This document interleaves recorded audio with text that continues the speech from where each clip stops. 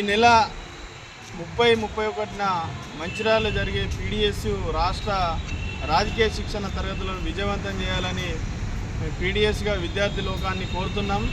గత 50 సంవత్సరాలుగా పీడిఎస్ విద్యారంగ సమస్యలపైన, అదేవిధంగా సమాజంలో అసమానతలు పోవాలని సమాజం కోసం ఈరోజు ప్రగతిశీల భావాలతో ఈరోజు విద్యార్థులను చైతన్యం చేస్తూ అనేక కార్యక్రమాలు నిర్వహిస్తుంది. ఆ కోణంలోనే కామ్రేడ్ జార్జి రెడ్డి, జంపాల చంద్రశేఖర్ ప్రసాద్, రంగవల్లి అనేక విద్యార్థి రత్నాలు ఈరోజు నేలకొరిగారు.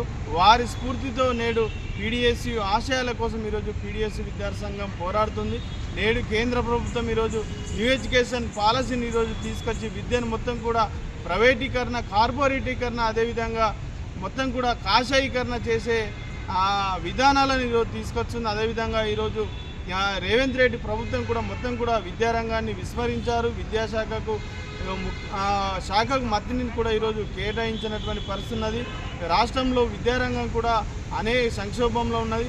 నేడు విద్యారంగంలో వస్తున్నటువంటి మార్పులను ఈరోజు మొత్తం కూడా ఈ 2 రోజు క్లాసులలో చర్చించి భవిష్యత్ కార్యాచరణ రూపొందించుకోవడానికి, అదేవిధంగా పీడిఎస్ కార్యకర్తలను రాజకీయ చైతన్యవంతం చేయడానికి ఈరోజు ఈ క్లాసులు ఉపయోగపడతాయి. దీనికి విద్యార్థులు అనేక మంది, వేల మంది విద్యార్థులు హాజరై విజయవంతం చేయాలని మేము విద్యార్థులకు పిలుపునిస్తున్నాం.